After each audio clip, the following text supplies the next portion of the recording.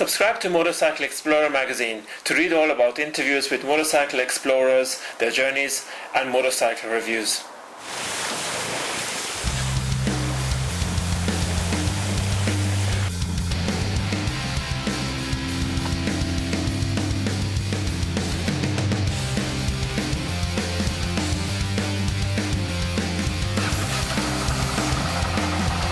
Hello and welcome to the Yamaha XT660R long-term review on the Enduro Alexis channel.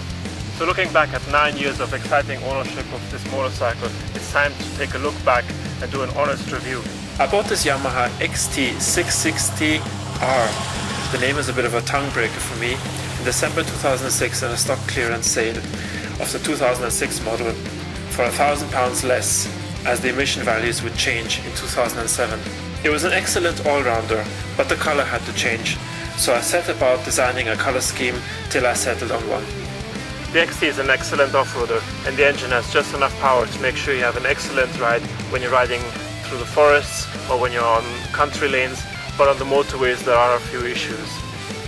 While being somewhat underpowered on motorways and feeling like I was over-revving it in 5th gear at 70 miles per hour, it was an excellent simple travel motorcycle on A-roads and off-road, and very robust, which was good as I crashed and dropped it many times.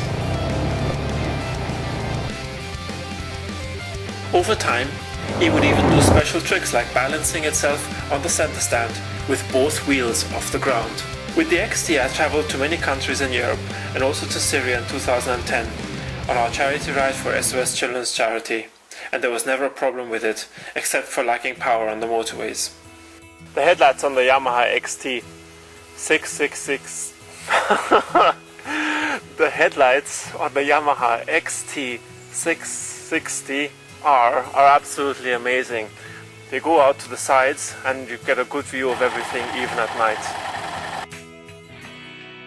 With 2 trip meters, the motorcycle had everything one needs, but additions to personalize and Alexify it, such as a second windscreen, were added to deflect wind above 50 miles per hour, then also panniers for longer journeys, and a bash plate to protect the exhaust while off-roading, and of course a center stand. In the last 9 years and 60,000 miles, which are roughly 100,000 kilometers, I really put the motorcycle to the test, and while it was reliable, there were, however, a few issues. After just 120 miles of use, the first rear bulb went, and this would continue to happen 2, sometimes 3 times a year, due to an unsolvable electrical issue. Push drive on the rear wheel succumbed to wear and tear after roughly 40,000 miles, and at nearly 60,000 miles, the front brake caliper broke. The horn developed an intermittent fault after 30,000 miles, but in all fairness, this could have been the result of off-road use. And the number plate holder broke off after a fall. More serious were the engine cutting out, mostly in 2nd gear, and twice on the motorway at 65 miles per hour in 5th gear. This was however later rectified in a recall. Oh, and the first clutch cable went at 13,000 miles, but then never again. So there you have it. If you want a simple and easy motorcycle that you can ride everywhere, off-road, on-road, to some extent on the motorways, and if you can live with a few electrical faults here and there, then the Yamaha XT660R is definitely the motorcycle to go for.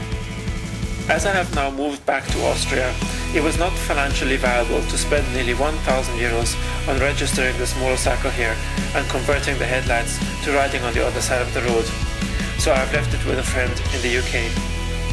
If you see someone riding it, it is not me, but the fond memories of Eastern delight remain with me forever.